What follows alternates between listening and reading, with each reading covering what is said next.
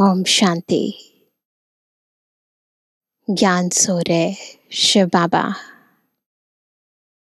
ज्ञान चंद्रमा ब्रह्मा बाबा के रथ में विराजमान होकर संडे को हमें विशेष अव्यक्त पालना देते हैं।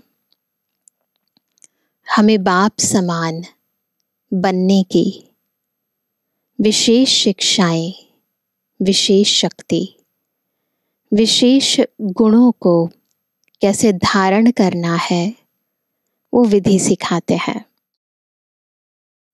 और बाबा की बहुत ही महत्वपूर्ण धारणा है कि बाबा की हर आज्ञा को आज्ञाकारी बन जीवन में धारणा स्वरूप बने। अब इसमें मुख्य बात है कि बाबा की कौन सी आज्ञाएं हैं। आज्ञाएं कहें, श्रीमत कहें, डायरेक्शन कहें, फरमान कहें, परंतु यदि नहीं मानते तो अवज्ञा करते हैं, नाफरमान बरदार बनते हैं और उसकी सजा मिलती है। और यदि हम आज्ञाओं को पूर्ण रीति मानते हैं, पालन करते हैं, तो उसकी विशेष गिफ्ट और विशेष पद भी मिलते हैं। तो आज अव्यक्त बाप दादा हमें अपने समान आज्ञाकारी, विघ्न विनाशक बनाना चाहते हैं। विधि क्या है और सिद्धियां क्या है, यथार्थ रीति समझते हैं बाबा के महावाक्यों में। आज है 5 मई 2024, अव्यक्त बाप दादा के रिवाइज कोर्स के 15 नवंबर 1999 के महावाक्य हैं। बाप समान बनने का सहज पुरुषार्थ आज्ञाकारी बनो। आज बाप दादा अपने होली हंस मंडली को देख रहे हैं। हर एक बच्चा होली हंस है। बाबा ने शुरू में ही टाइटल दे दिया हम सभी को, होली हंस का टाइटल। सदा मन में ज्ञान रत्नों का मनन करते रहते हैं। हंस क्या करते हैं? रतन चुगते हैं, मोती चुगते हैं। तो हम सदा मन में ज्ञान रत्नों का मनन करते रहते हैं। होली हंस का काम ही है क्या? व्यर्थ के कंकड़ छोड़ना और ज्ञान रत्नों का मनन करना। एक एक रत्न कितना अमूल्य है। हर एक बच्चा ज्ञान रत्नों की खान बन गए हैं। ज्ञान रत्नों के खजाने से सदा भरपूर रहते हैं। आज बाप दादा बच्चों में एक विशेष बात चेक कर रहे थे। वह क्या थी? ज्ञान व योग की सहज धारणा का सहज साधन है बाप और दादा के आज्ञाकारी बन चलना। चाहते हैं ना कि ज्ञान योग सहज धारण हो जाए। तो बाबा ने आज बहुत ही सहज उपाय बताया, आज्ञाकारी बनना। बाप के रूप में भी आज्ञाकारी, शिक्षक के रूप में भी और सतगुरु के रूप में भी, तीनों के आज्ञाकारी। तीनों ही रूप में, ये 3 रूप है ना, तो तीनों ही रूपों में आज्ञाकारी बनना अर्थात सहज पुरुषार्थी बनना। अब इससे एक बात स्पष्ट है कि यदि पुरुषार्थ सहज नहीं है, इसका मतलब हम कहीं ना कहीं बाबा की आज्ञा की अवज्ञा कर रहे हैं। क्योंकि तीनों ही रूपों से बच्चों को आज्ञा मिली है। अमृत वेले से लेकर रात तक हर समय हर कर्तव्य की आज्ञा मिली हुई है। आज्ञा के प्रमाण चलते रहें तो किसी भी प्रकार की मेहनत व मुश्किल अनुभव नहीं होगी। तो चेक करना है कि हम कितना बाबा की आज्ञा पर चलते हैं।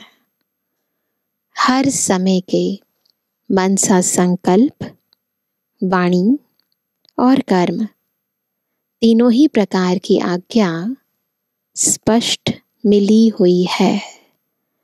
किस समय कौन से संकल्प उत्पन्न करने हैं, क्या बोलना है, क्या करना है, स्पष्ट आज्ञाएं बाबा की हमें मिली हुई हैं। सोचने की भी आवश्यकता नहीं कि यह करें या ना करें। बाबा ने इतनी महीनता से हर चीज के लिए हमें समझाया है कि सोचने की भी जरूरत नहीं है, यह राइट है या रॉन्ग है।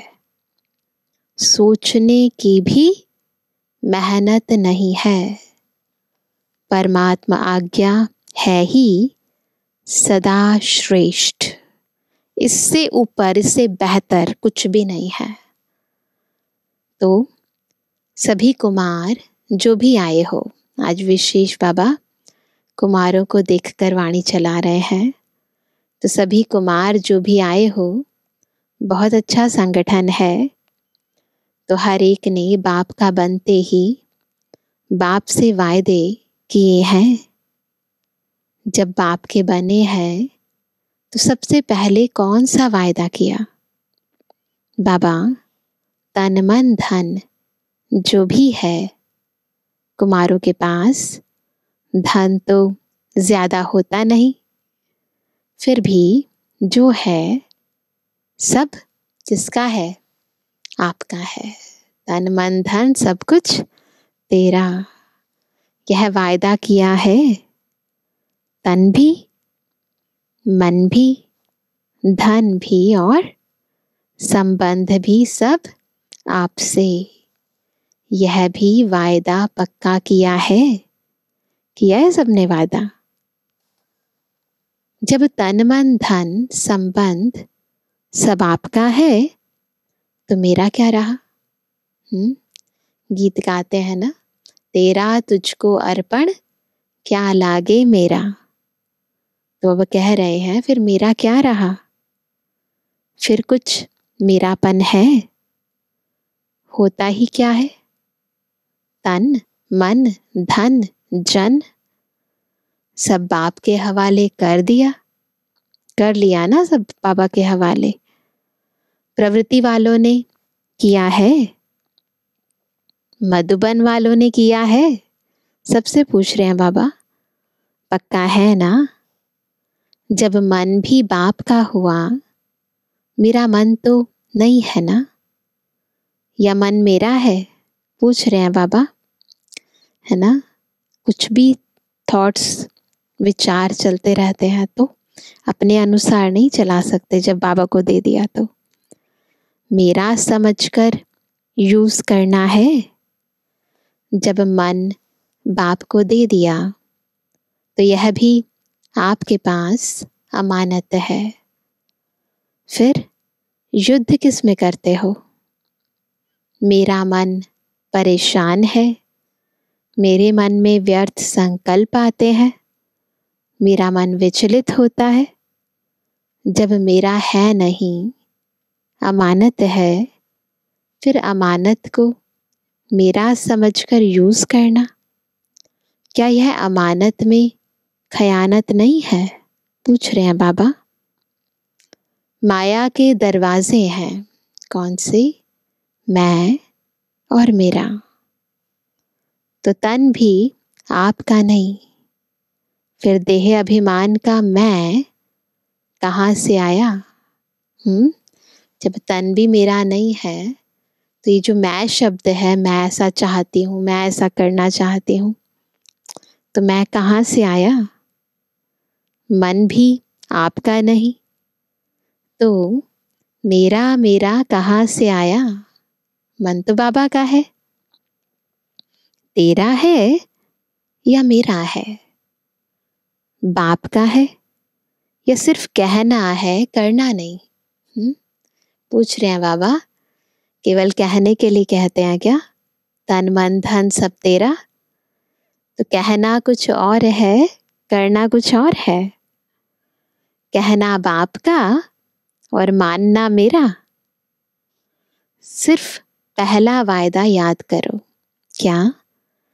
कि ना बॉडी कॉन्शियस की मैं है, न मेरा। तो जो बाप की आज्ञा है, तन को भी अमानत समझो, मन को भी अमानत समझो। फिर मेहनत की जरूरत है क्या?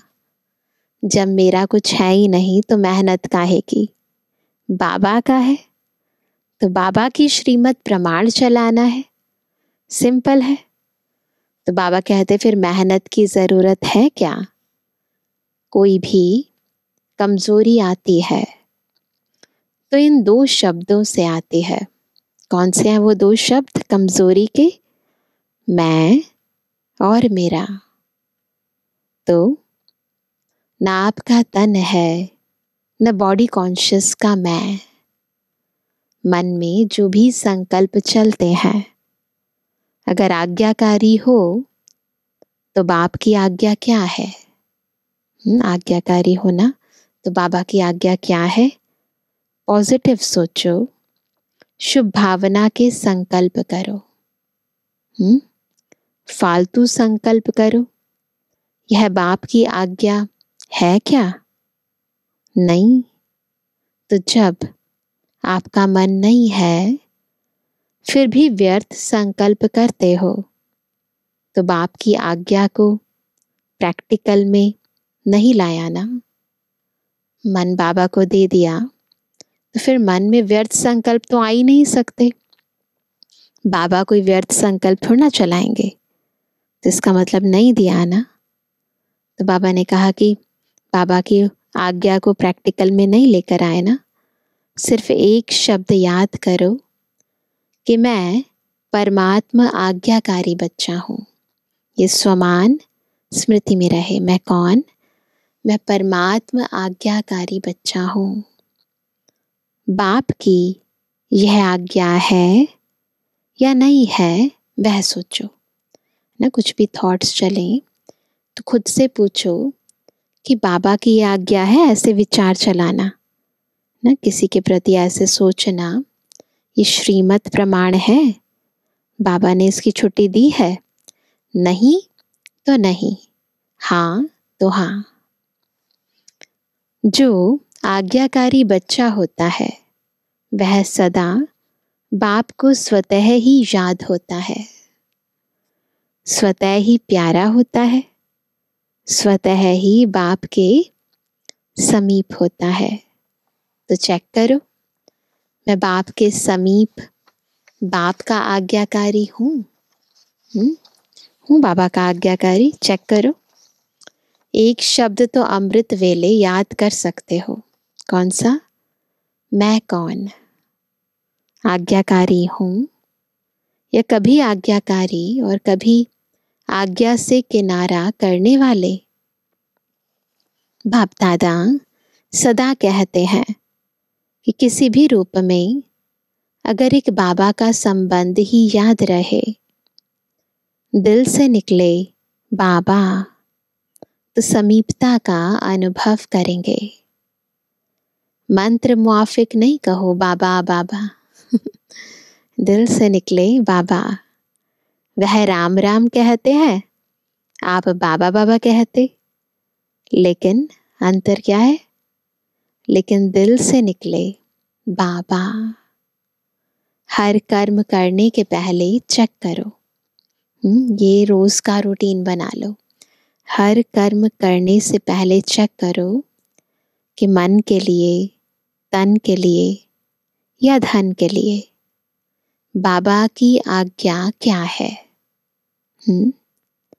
कुमारों के पास चाहे कितना भी थोड़ा सा धन है, लेकिन जैसे बाप ने आज्ञा दी है कि धन का पोता मेल किस प्रकार से रखो, वैसे रखा है? श्रीमत अनुरूप रखा है, या जैसे आता वैसे चलाते? हर एक कुमार को धन का भी पोता मेल रखना चाहिए। धन को कहाँ और कैसे यूज करना है, मन को भी कहाँ और कैसे यूज करना है, तन को भी कहाँ लगाना है, यह सब पोता मेल होना चाहिए, अकाउंट होना चाहिए। आप दादियाँ जब धारणा की क्लास कराती हैं तो समझाती हैं ना कि धन को कैसे यूज करो, क्या पोता मेल रखो। कुमारों को पता है पोता मेल कैसे रखना है? पूछ रहे हैं बाबा, कहाँ लगाना है यह मालूम है? थोड़ा हाथ उठा रहे हैं, नए नए भी है, इन्हों को मालूम नहीं है। इन्हों को यह ज़रूर बताना कि क्या क्या करना है। नए नए होते हैं ना, तो एग्जैक्टली पता नहीं होता, तो बाबा कहते हैं इनको ज़रूर बताना कि क्या क्या करना है। निश्चिंत हो जाएंगे, बोझ नहीं लगेगा, क्योंकि आप सबका लक्ष्य है कुमार माना लाइट, डबल लाइट। तो अगर हल्का रहना चाहते हैं, निश्चिंत रहना चाहते हैं, तो तेरा कर दो ना, पूरा पोता मेल बाबा को देना शुरू कर दो। तो बाबा कहते कुमारों का लक्ष्य है ना कि हमको नंबर 1 आना है, तो लक्ष्य के साथ लक्षण भी चाहिए। केवल लक्ष्य रखने से तो बात नहीं बनेगी ना। लक्ष्य बहुत ऊंचा हो और लक्षण नहीं हो तो लक्ष्य तक पहुंचना मुश्किल है। इसलिए जो बाप की आज्ञा है उसको सदा बुद्धि में रख, फिर कार्य में आओ। कोई भी कार्य करने से पहले चेक करो मनसा वाचा कर्मणा संबंध को, श्रीमत अनुरूप है, बाबा की आज्ञा के अनुसार है, अपना अकाउंट रखो, बाबा को दे दो, बस। बाप दादा ने पहले भी समझाया है कि ब्राह्मण जीवन के मुख्य खजाने हैं कौन से?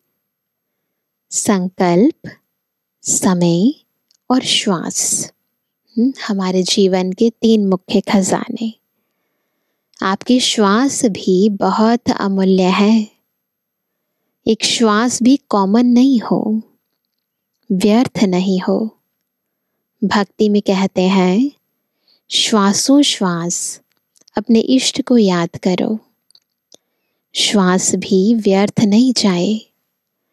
ज्ञान का खजाना, शक्तियों का खजाना यह तो है ही, लेकिन मुख्य यह तीनों खजाने कौन से? संकल्प, समय और श्वास। आज्ञा प्रमाण सफल होते हैं, व्यर्थ तो नहीं जाते, क्योंकि व्यर्थ जाने से जमा नहीं होता, और जमा का खाता इस संगम पर ही जमा करना है, इसके बाद नहीं कर सकते। चाहे सतयुग त्रेता में श्रेष्ठ पद प्राप्त करना है, चाहे द्वापर कलयुग में पूज्य पद पाना है, लेकिन दोनों का जमा कब होना है? अब दोनों का जमा इस संगम पर करना है। जो भी प्राप्तियां हम सतयुग त्रेता द्वापर में करेंगे, चाहे अपने देव स्वरूप में चाहे अपने पूज्य स्वरूप में, उसका आधार है संगम युग पर इन खजानों को सफल करना। इस हिसाब से सोचो कि संगम समय की जीवन के छोटे से जन्म के संकल्प, समय, श्वास कितने अमूल्य है। इसमें अलबेले नहीं बनना। जैसा आया वैसे दिन बीत गया, दिन बीता नहीं, लेकिन एक दिन में बहुत बहुत गवाया। टाइम पास नहीं करना है, टाइम सफल करना है। जब भी कोई फालतू संकल्प फालतू समय जाता है। तो ऐसे नहीं समझो चलो 5 मिनट गया, बचाओ। समय अनुसार देखो प्रकृति अपने कार्य में कितनी तीव्र है। कुछ ना कुछ खेल दिखाती रहती है, कहाँ ना कहाँ खेल दिखाती रहती है। लेकिन हम कौन है? प्रकृति पति है ना। लेकिन प्रकृति पति ब्राह्मण बच्चों का खेल एक ही है। कौन सा खेल? उड़ती कला का। तो प्रकृति तो खेल दिखाती, लेकिन ब्राह्मण अपने उड़ती कला का खेल दिखा रहे हो। प्रकृति नीचे है। प्रकृति पंच तत्वों की देह को प्रभावित कर सकती है, पर मुझे आत्मा को नहीं। तो मुझे कौन सा खेल दिखाना है? उड़ती कला का। ये नीचे रह जाए, मैं ऊपर चली जाऊं। कोई बच्चे ने बाप दादा को उड़ीसा के समुद्री तूफान की रिजल्ट लिख कर दी। यह हुआ 99 के अंदर उड़ीसा में साइक्लोन हुआ था, बहुत भयानक। तो किसी बच्चे ने बाबा को वो जो सामुद्रिक तूफान आया, साइक्लोन आया, उसकी रिजल्ट लिख कर दी। तो वह प्रकृति का खेल तो देख लिया, लेकिन बाप दादा पूछते हैं कि आप लोगों ने सिर्फ प्रकृति का खेल देखा या अपने उड़ती कला के खेल में बिजी रहे? हम क्या कर रहे थे? प्रकृति अपना काम कर रही थी, हम अपना काम कर रहे थे, या सिर्फ समाचार सुनते रहे? समाचार तो सब सुनना भी पड़ता है, परंतु जितना समाचार सुनने में इंटरेस्ट रहता है, उतना अपनी उड़ती कला की बाजी में रहने का इंटरेस्ट रहा? पूछ रहे हैं बाबा ना। हम भी दुनिया वालों की तरह कोई घटना, दुर्घटना, कोई आपदा हुई, उसको देखने में ही मस्त हैं। अपने कर्तव्य को, बाबा की आज्ञाओं को भूल गए हैं, है ना। तो उन जैसे हो गए ना। तो बाबा कहते हैं कि कई बच्चे गुप्त योगी भी हैं। ऐसे गुप्त योगी बच्चों को बाप दादा की मदद भी बहुत मिली है, और ऐसे बच्चे स्वयं भी अचल साक्षी रहे और वायुमंडल में भी समय पर सहयोग दिया। तो ऐसे नहीं समझो कि गुप्त रूप में यदि पुरुषार्थ कर रहे हैं तो बाबा नहीं देख रहा है। बाबा की नज़र सबसे पहले अपने ऐसे बच्चों पर जाती है, और उन्हें भी फिर बाबा की मदद का अनुभव होता है। तो बाबा कहते हैं, जैसे स्थूल सहयोग देने वाले, चाहे गवर्नमेंट चाहे आसपास के लोग, सहयोग देने के लिए तैयार हो जाते हैं, ऐसे ब्राह्मण आत्माओं ने भी अपना सहयोग शक्ति, शांति देने का, सुख देने का जो ईश्वरीय श्रेष्ठ कार्य है वह किया। पूछ रहे हैं बाबा। जैसे बाबा ने कहा कि आप बच्चे अचल साक्षी रहे और वायुमंडल में भी सहयोग समय पर दिया, उसी तरह बाबा पूछ रहे हैं कि शांति, शक्ति और सुख का जो ईश्वरीय कार्य देने का कर्तव्य है वो आपने किया। तो बाबा कहते हैं, जैसे वह गवर्नमेंट ने यह किया, फलाने देश ने यह किया, फौरन ही अनाउंसमेंट करने लग जाते हैं। तो बाप दादा पूछते हैं, आप ब्राह्मणों ने भी अपना यह कार्य किया? होता है ना, जब भी कहीं ऐसी आपदा होती है तो अनाउंसमेंट शुरू हो जाती है, एडवर्टाइजमेंट शुरू हो जाती है, किसी को डोनेशन देने हैं, फ़ोन नंबर्स आने शुरू हो जाते हैं। तो हर व्यक्ति अपनी तरफ से जो भी सहयोग कंट्रीब्यूट करना चाहता है वो करता है। तो आप पूछ रहे हैं कि आप ब्राह्मणों ने क्या किया? आपको भी अलर्ट होना चाहिए। स्थूल सहयोग देना यह भी आवश्यक होता है, इसमें बाप दादा मना नहीं करते।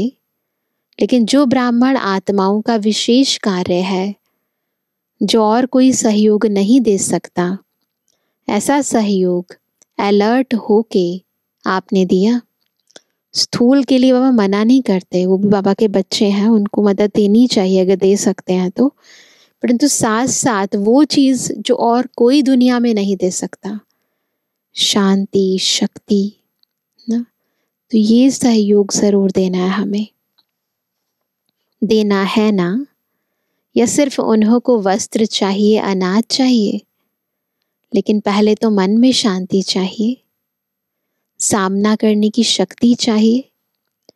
तो स्थूल के साथ सूक्ष्म सहयोग ब्राह्मण ही दे सकते हैं और कोई नहीं दे सकता है। तो यह कुछ भी नहीं है, यह तो रिहर्सल है, रियल तो आने वाला है। बहुत भयंकर तूफान आया था, साइक्लोन आया था उड़ीसा में, पर बाबा ने कहा कि उसके बाद तो बहुत कुछ हुआ। अब हमेशा कहते हैं कि ये सब तो रिहर्सल है, रियल तो अभी होना है।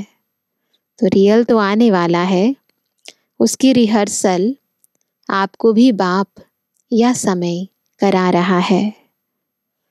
तो जो शक्तियाँ, जो खजाने आपके पास हैं, उसको समय पर यूज़ करना आता है। कुमार क्या करेंगे? शक्तियाँ जमा है, शांति जमा है, यूज़ करना आता है।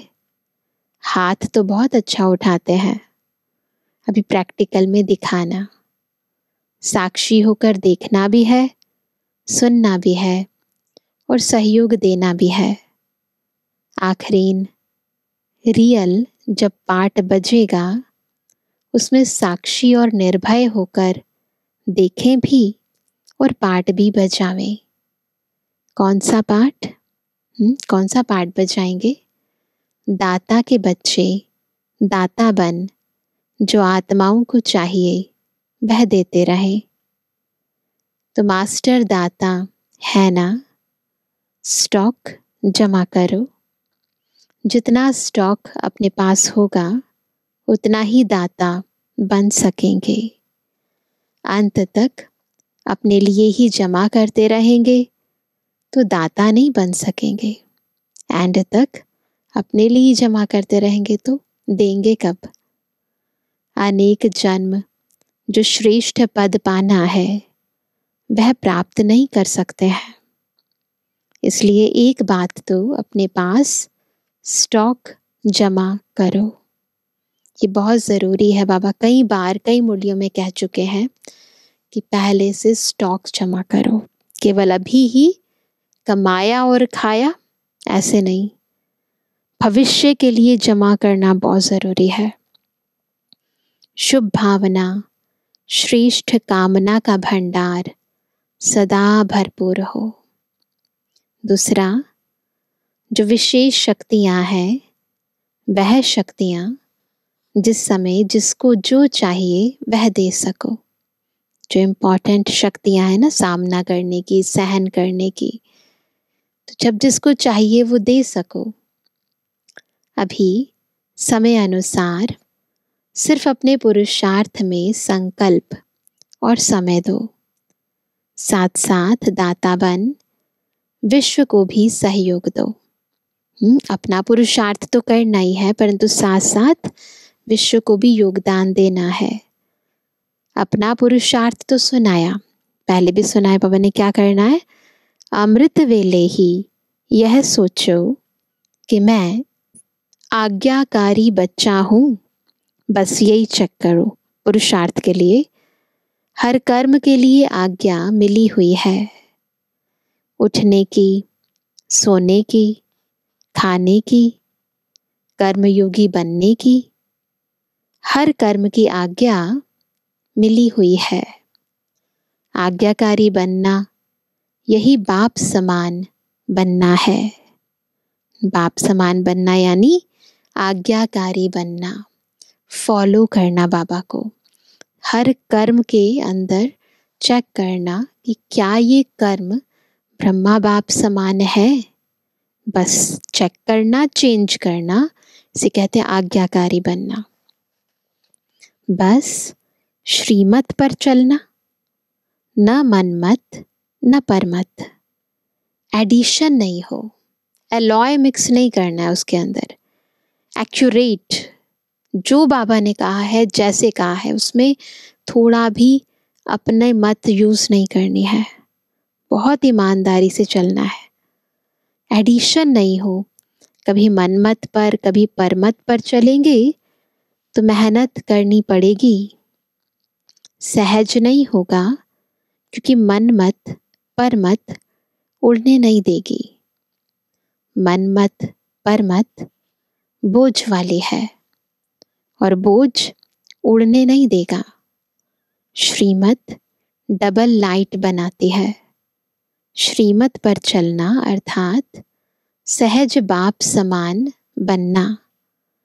श्रीमत पर चलने वाले को कोई भी परिस्थिति नीचे नहीं ले आ सकती। तो श्रीमत पर चलना आता है? पूछ रहे हैं बाबा। आता है? अच्छा, तो कुमार अभी क्या करेंगे? निमंत्रण मिला, स्पेशल खातिरी हुई, दिखो कितने लाडले हो गए हो। जब स्पेशली किसी ग्रुप को बुलाया जाता है तो उसकी खातिरी भी तो की जाती है ना। तो अभी आगे क्या करेंगे? रिस्पॉन्ड देंगे या वहां गए तो वहां के, यहाँ आए तो यहाँ के? ऐसे तो नहीं है ना। यहाँ तो बहुत मजे में हो, माया के वार से बचे हुए हो। ऐसा कोई है जिसको यहाँ मधुबन में भी माया आई हो? पूछ रहे हैं बाबा। ऐसा कोई है जिसको मधुबन में भी मेहनत करनी पड़ी हो? सेफ हो? पूछ रहे हैं बाबा, सेफ हो? अच्छा है, बाप दादा भी खुश होते हैं। समय आएगा जब यूथ ग्रुप पर गवर्नमेंट का भी अटेंशन जाएगा, लेकिन तब जाएगा, कब जाएगा? जब आप विघ्न विनाशक बन जाओ, तब जाएगा। पहले हमें खुद विघ्न विनाशक बनना पड़ेगा। विघ्न विनाशक किसका नाम है? टाइटल किसका है? हमारा है ना, आप लोगों का है ना। विघ्नों की हिम्मत नहीं हो जो कोई कुमार का सामना करे, तब कहेंगे विघ्न विनाशक। विघ्न की हार भले हो लेकिन वार नहीं करे। विघ्न विनाशक बनने की हिम्मत है? या वहां जाकर पत्र लिखेंगे, दादी बहुत अच्छा था लेकिन पता नहीं क्या हो गया? ऐसे तो नहीं लिखेंगे। यही खुशखबरी लिखो। क्या लिखेंगे?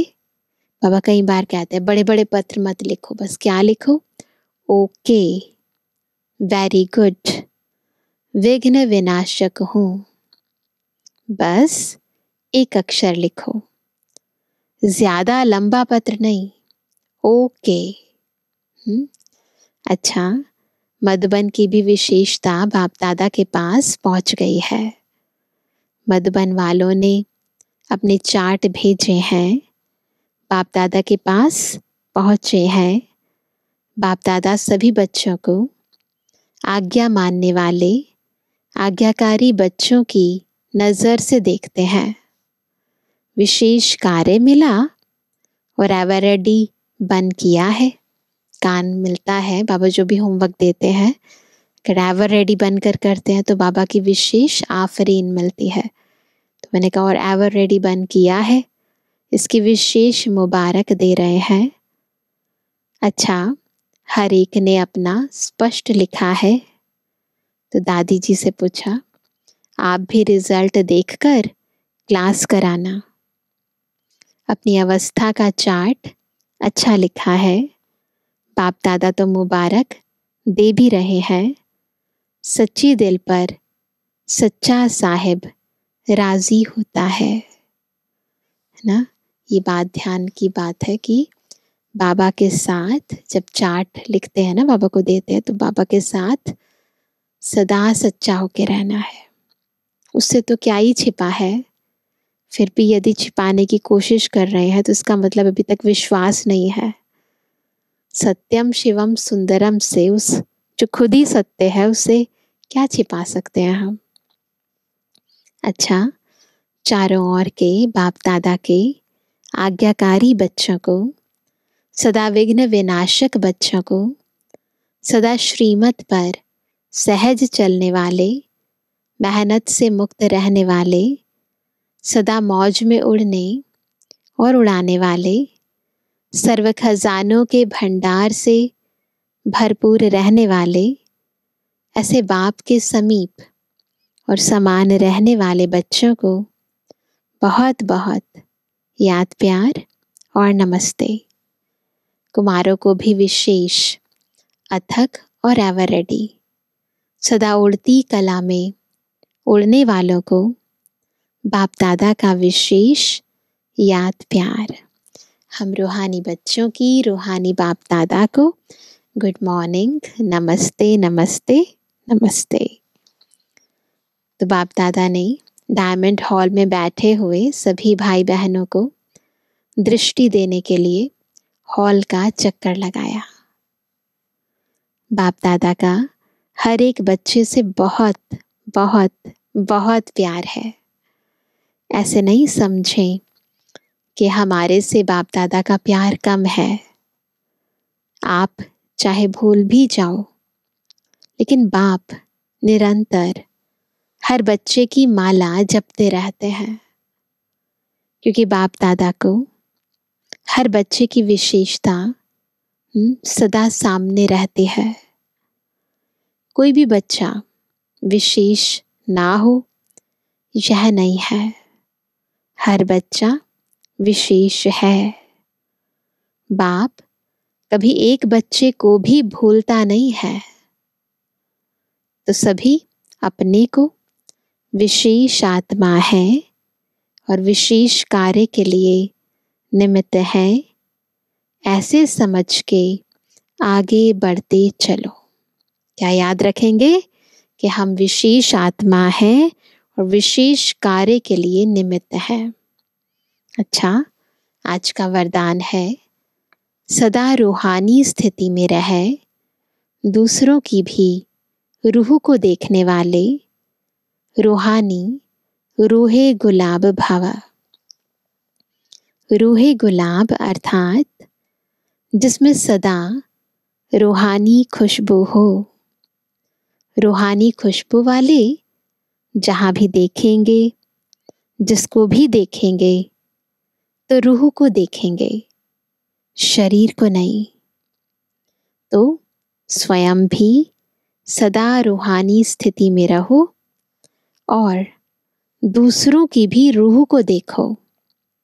जैसे बाप ऊंचे ते ऊंचा है, ऐसे उसका बगीचा भी ऊंचे से ऊंचा है। जिस बगीचे का विशेष श्रृंगार रूहे गुलाब आप बच्चे हो। आपकी रूहानी खुशबू अनेक आत्माओं का कल्याण करने वाली है। तो कौन सी खुशबू फैलाएंगे? रूहानी खुशबू। रूह समझेंगे और दूसरी आत्माओं को भी उनकी आत्मिक स्थिति में स्थित होकर देखेंगे। स्लोगन है, मर्यादा तोड़कर किसी को सुख दिया। मर्यादा तोड़कर किसी को सुख दिया तो वह भी दुख के खाते में जमा हो जाएगा। तो याद रखना, सुख दो परंतु विधि से सुख दो, शांति दो परंतु विधि से करो। विधि से सिद्धि होती है, अगर विधि ठीक नहीं है तो सिद्धि भी नहीं मिलेगी। तो आज हम सारा दिन चेक करेंगे कि हम अमृत वेले से लेकर रात्रि तक, सुबह से लेकर रात्रि तक कितना बाबा की आज्ञा पर चलते हैं, कितना फॉलो फादर करते हैं, ताकि हम संपूर्ण रीति बाबा की मत पर चले, बाबा की आफरीन ले और अपने पुरुषार्थ को सहज करें। अच्छा, ओम शांति।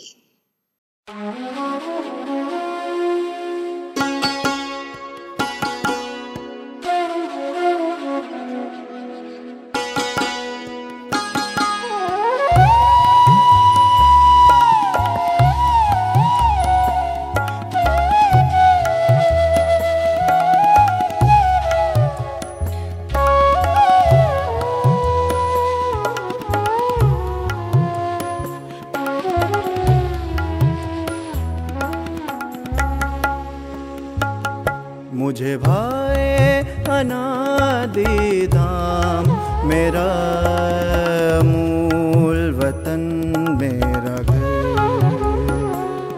मुझे भाए अनादि धाम मेरा मूल वतन मेरा घर। परम शांति की दुनिया, परम शांति की दुनिया, रूहों का अनोखा नगर। मुझे भाए अनादि धाम मेरा मूल वतन मेरा घर।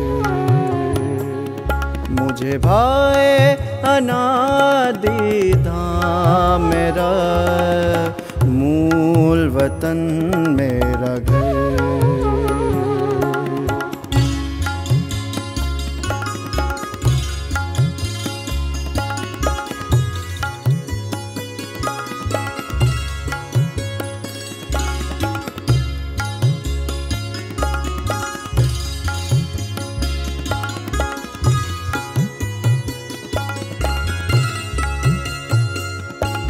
ना तन का कोई बंधन, ना मन में कोई बात। ना तन का कोई बंधन, ना मन में कोई बात। है यहाँ प्रभु का बसेरा, होते नहीं दिन रात। है यहाँ प्रभु का बसेरा, होते नहीं दिन रात। झिलमिल करती मड़ियाँ सारी आती यहाँ नजर। मुझे भाए अनादि धाम मेरा मूल वतन मेरा घर। मुझे भाए अनादि धाम मेरा मूल वतन मेरा घर।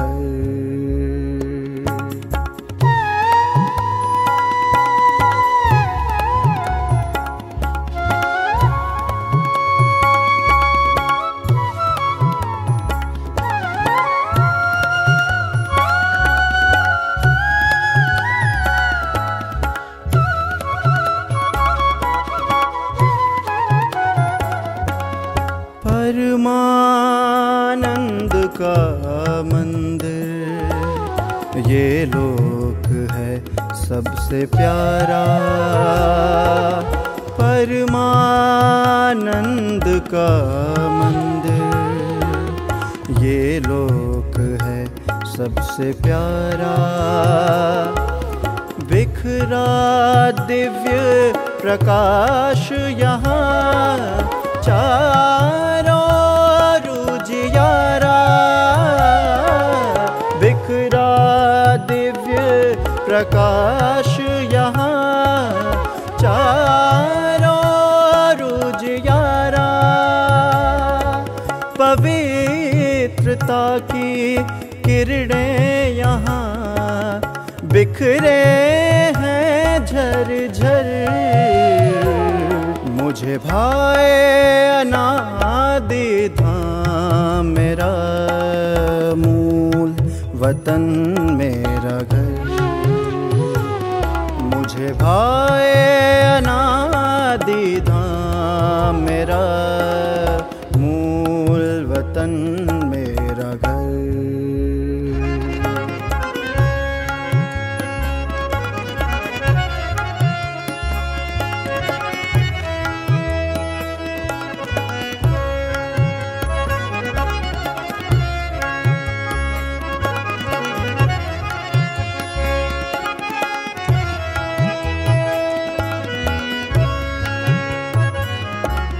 सर्व गुणों और शक्ति शक्तियों से सजा है मेरा रूप,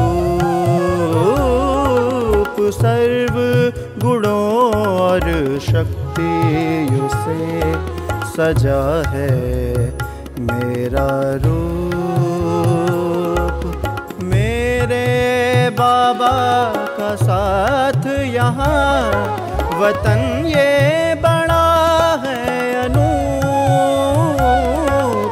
मेरे बाबा का साथ यहाँ वतन ये बड़ा है अनूप।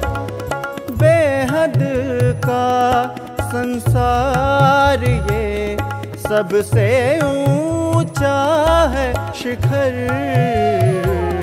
मुझे भाए अनादि धाम मेरा मूल वतन मेरा घर।